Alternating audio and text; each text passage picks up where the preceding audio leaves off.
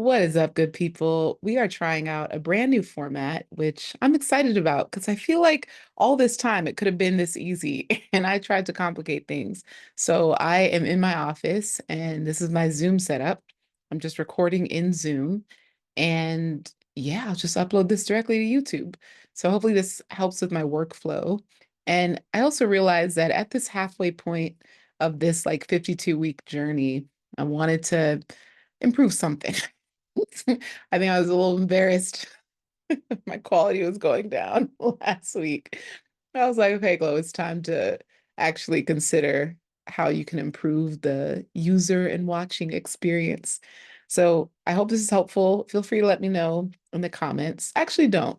Let me sit on this for a couple weeks and then I'll ask for feedback. I know myself. I won't ask for feedback if I'm not ready to implement change. So I want to do this for at least a couple weeks. So until then, bite your tongue if you can.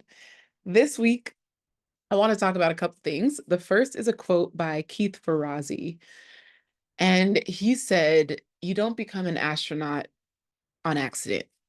And this, I just wanted to like start with that statement because I feel like sometimes we go through life hoping and wishing for things to happen for us, when in reality, it is strategy, it is steps, it is planning. Yes, I do believe in serendipity. I also know that God has an amazing plan and an amazing way of working and moving through your life. But I also believe you have to meet him halfway. And whatever it is that you have been desiring, but you're not willing to do, how bad do you really want it? And I'm in a season, sorry, I need to stop saying, I'm in a season, I'm in an era. I get so annoyed when I hear it, so I get so upset with myself when I do it. Apologies. I just said yes to a dress. I'm so excited. Now I feel like my shoulders can drop because finding a dress, y'all, let's talk about it for a second. So, the whole intentional thing that has to do with this and career-wise, but let's talk about the dress for a second. What I realized about wedding planning is that I want to invest more in my marriage than in the wedding. And because we're doing an elopement, there's really nothing beyond like we want to take pretty photos, of course, but investing thousands into a dress that is going to be shot once, it just didn't make financial sense to me. So I started looking at other options. I'm like, okay, I could rent a dress, I could DIY a dress, yeah, I can kind of like, I can get something custom, but it could be multi-purpose so that it's not just a one-time wear. And then I discovered this website called stillwhite.com. And what's really great about it is that these brides, the past brides, have already worn and used their dress. And they wore it for a day or maybe even for some, like 2 hours for the actual ceremony. And they haven't worn it since. Some of these are custom made dresses. A lot of them are from like luxury designers. So you get like up to 50% off, some even more than that. But yeah, they're willing to pass it on and like do a good deed. And it's really cool because I'm like, oh, a lot of the designers that I was looking at are on this site. So I don't mind wearing a wedding dress secondhand, especially because this isn't our actual like wedding, it's just a ceremony. And when we do a friends and family celebration, like we can go all out for that, especially if we're going to do it traditionally, like Nigerian and Bosnian culture. So, anyways, I found a couple that I really liked, and I immediately reached out to like a handful of friends and sent them like the top options. And I was like, okay, honest thoughts, like you give it to me straight. What do you think would look good on me? And then I sent them the background of like where we're probably going to be taking our wedding photos.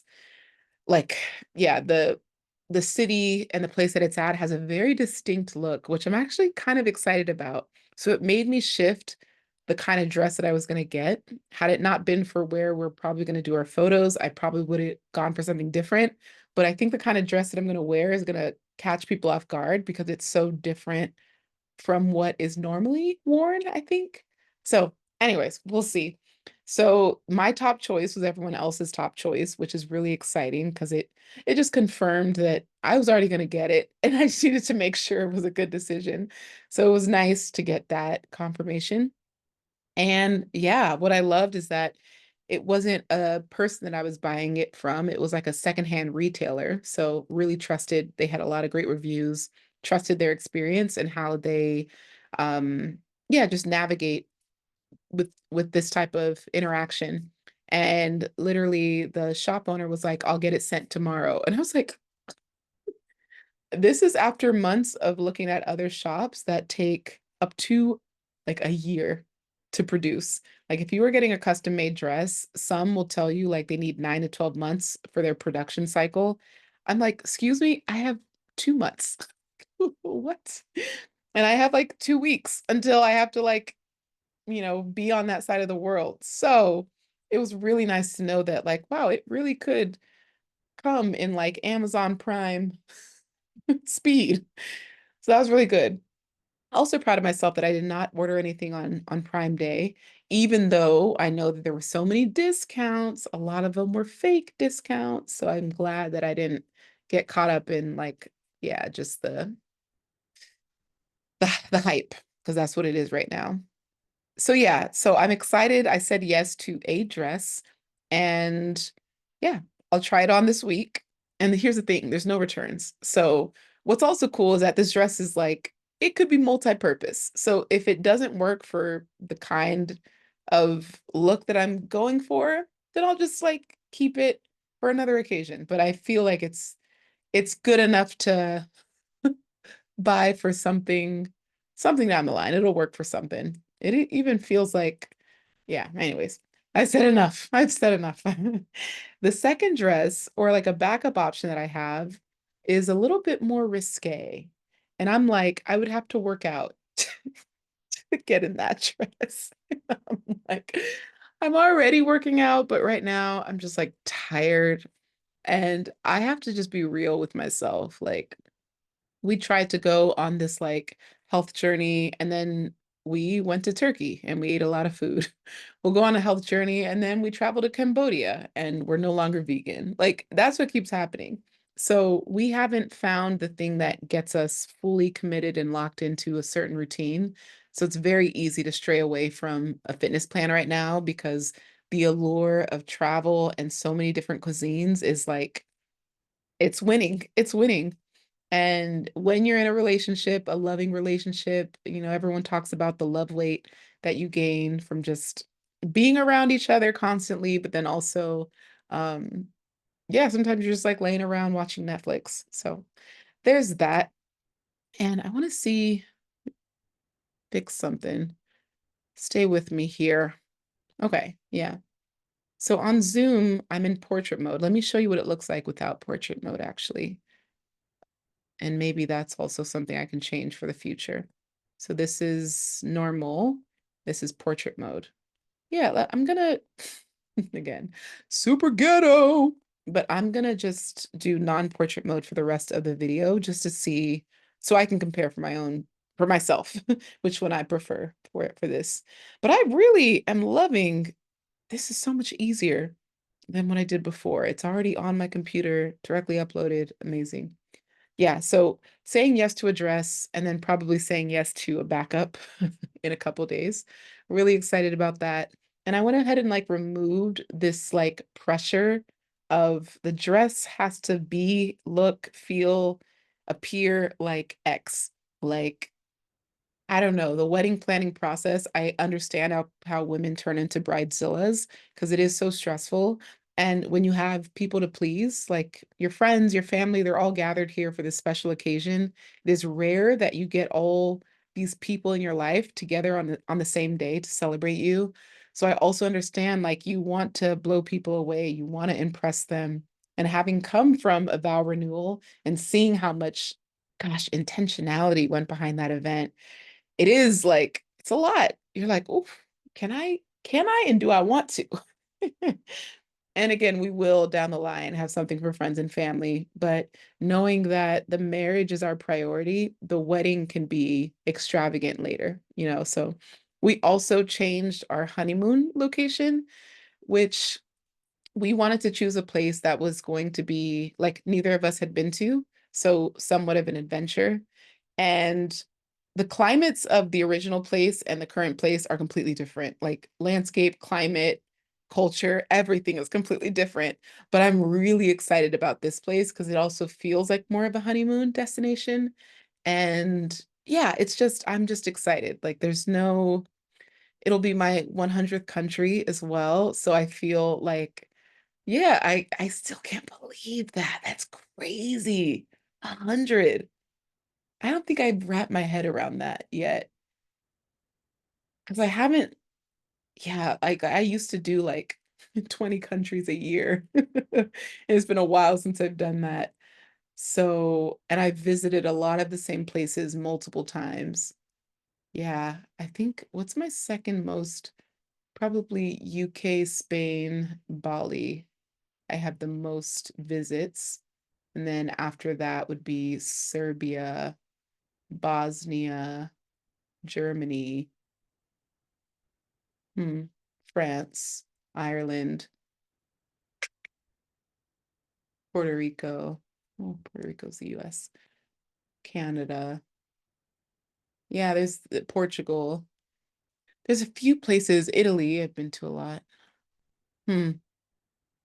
Yeah, like I've been to a lot of places at least twice now. So it's not just like 99 countries. It's 50 of them have been visited twice or more. So it's just a lot when you think about it, but also you look at the greater context of I didn't have a base and I wasn't in the US for several years.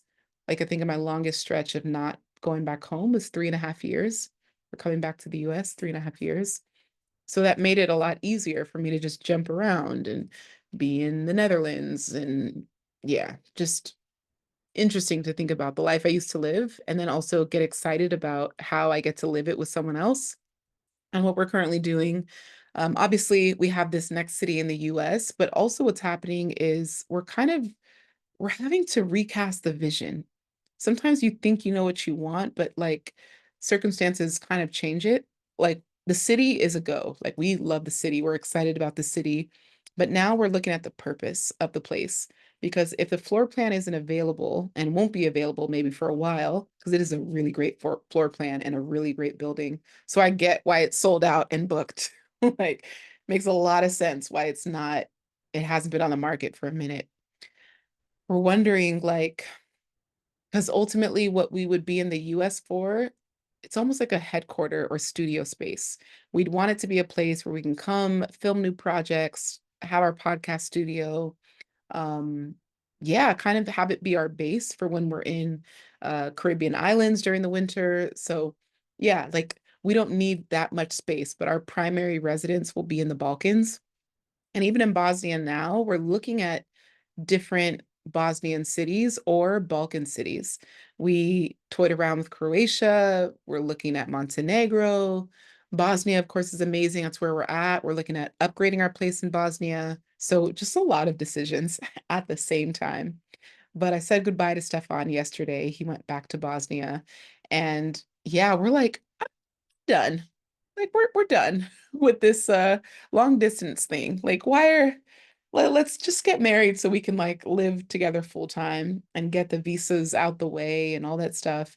But yeah, we're so over this long distance stuff. Like he was like, I don't get how I'm falling more and more in love with you. And this is crazy. Like he's so I love how he's so thoughtful and he's so generous with his words of how much I mean to him and it's mutual. Like we're both so open about how much we care and love each other. And I love that because it feels like a very safe, it's just a very safe container for us to both express ourselves. And he's more into PDA than I am. We were in the airport line yesterday and I was like, yeah, so he was like, oh, wait, is PDA not that big in the US? I'm like, it is, but I think the context matters. And most of these people have slept overnight in the airport and we're at TSA. Like, I was trying to tell him, read the room. Everyone is tired, cranky, and wanting to go home. And he's like, I love you, I love you. And I was like, babe, let's save this for once we're at our gate. But yeah, I could tell it's so cute to see it. I could tell that it gets harder for him each time we part. Like, and here's what I did. I don't like publicize this on Instagram because I don't want it to get too out there. But with Delta and maybe other airlines, you have a 24-hour free cancellation. So what I'll do is I'll buy like it's not a fake ticket, but it's a real ticket, but I'm not actually going on the trip, but I'll buy like a trip for 20,000 miles and then I'll be able to get through TSA, get to his gate and be able to say goodbye to him there. And then like 2 hours before my flight takes off, that's when I cancel. So I can get a full refund of if I paid money. And then if I pay with miles, I get the miles right back in my account like immediately. So it's such a hack. And then I could just like exit the terminal and just head home. It's so great. Like I've also done this because I have lounge access with some airlines. So I'll like get him into like some of my lounge partners, or we'll just go to like a really nice restaurant and we'll have a date night there. So it's like super cute. So yeah, yesterday was hard. And it's always weird after like a month together or 2 or 3 months together and then like having 2 weeks apart. Like this time will be about 2 weeks. It's always like weird adjusting to like, okay, wait, I gotta take out the trash again. I gotta pick up my own packages. Like I'm spoiled rotten, but it's okay. All right, going back to the original quote and why I wanted to use it for this call or this video. Intention. You don't become an astronaut on accident. And I think with some of the things that we are trying to do, whether you are trying to find the love of your life, get the dream job that you've always wished for, move to another city, like it's not an accidental occurrence that like it falls in your lap. There are things that happen that way, but most of life, 90% of life is intention and design. So what are you doing to intentionally design your life to be the exact way that you want it? And we had started like, even with the genesis of our journey and our relationship was like built on how do we keep passion, fun, and adventure at the forefront? Like, how are we always feeding into making sure that this is a joyful journey for us? And it's not like this like dreadful thing. And we got this like premarital workbook. And it's like biblical based. It's called Before You Say I Do. And you have question prompts and scriptures. But one part was like really harping on perpetual disappointment. Like, what will you do when you're repeatedly disappointed? Like, it just, or it made it seem like that's what's coming. And of course, we're like, we know, like, what's nice about our 2 years of our relationship is because we've traveled so much, we built a company, like we have gone through so many scenarios as a couple. Like we've experienced each other in every mood scenario possible. And well, I guess there's like a couple that are like situational and circumstantial, but we have experienced each other in so many capacities that we feel very confident in moving forward and crossing over into marriage. And I think all of that intentional work and practice and counseling and therapy was designed so that when we do put ourselves out there and our relationship out there, we are not insecure about people's feedback or other people's commentary on things that they do differently. We also know that our marriage is probably going to be something like unique to what's normal. And societal standards will always have like the final say in terms of what people deem as acceptable. So when we are sharing and showing different parts that people maybe don't do, it's like, wait, what? How? How will that work? Like it does, don't worry. It works. And yeah, just everything has been so intentional. And the older I get, the more intent is behind my moves, my messages, my businesses.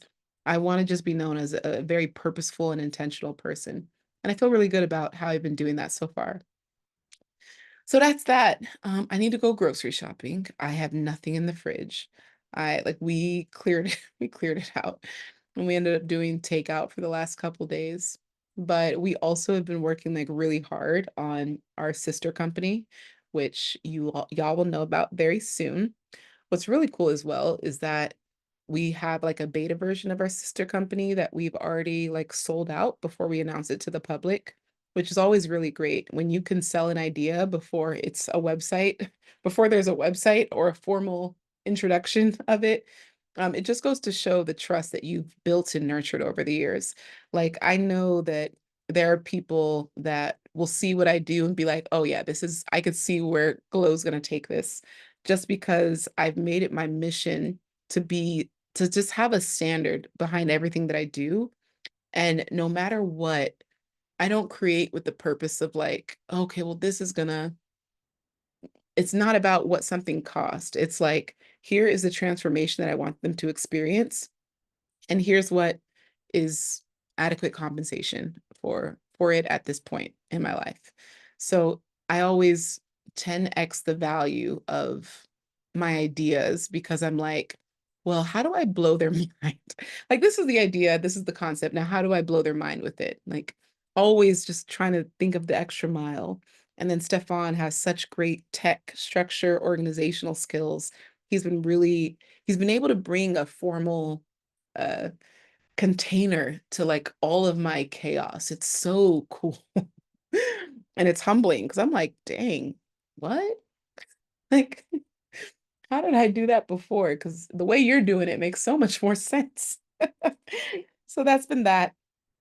And yeah, I think that's it. We batch created some content yesterday, and I'm looking forward to being more intentional with how we do content creation moving forward. We have some travel campaigns coming up, and we want to be able to sell our story and also just like sell what we can create together as like a product. And it's always about keeping multiple legs and multiple arms of your life, like a, a certain level of a challenge. Robert Bjork, he's a UCLA professor, and he calls it desired difficulty. How are you creating like just a little bit of tension or friction in different areas of your life, especially different businesses, so that you're having to like grow and learn new skills. And you have no choice with desired difficulty, you have no choice but to grow from everything that you're doing. So it's really exciting to see how we are like coming together with so much, our strengths just beautifully align. And it's been such a fun journey. I've also been seeing like there's been a lot of complaints. I think naturally social media is just going to be an ever evolving landscape. And I don't even know if evolve is the right word, because a lot of the changes haven't been for the best. But I can't find it in myself to just outright say that it's just like the worst thing ever, or that it sucks, or I hate it. Like, it just, when I look at all that it's done for my life and my business, it will always be net positive. And I think if we're looking at small, like minuscule decisions and features, and like that's what we're zoning in on and criticizing, it's never going to be a fair assessment. So, like, if you've ever made a sale on Instagram, like, social media is net positive. If you've ever made a friend in the DMs, social media is net positive. So, trying to keep that net positive perspective in every area of my life has allowed me to just maintain my joy and optimism, which is probably the most expensive thing that I have. Like, when you take my joy, then there's nothing left. But I guard it and I protect it with everything that I have. Lots of interesting things happening in politics right now. I think there's a lot of opportunity for leaders to step up on social media and in the real world. I had yeah, some news from a couple friends who are involved, are getting involved in politics in a new way, and it's really exciting because I could see the way that they will impact and shift the narrative. It's also a little bit, I don't want to use the word scary, because just like in 2020, where there is fear, there's also opportunity for leaders to step up and to show that there is a way that we can move forward, that there is a way that we can overcome this. And it's not that you have to make your platform about politics, but how can you take what it is that you know and love and mix it with a perspective that people aren't talking about? That's what I always think about when I like step into that role model title or label. Like, what is the missing perspective from this conversation?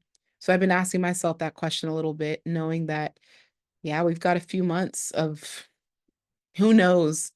Um, but yeah, I will leave it at that. I will leave it at that.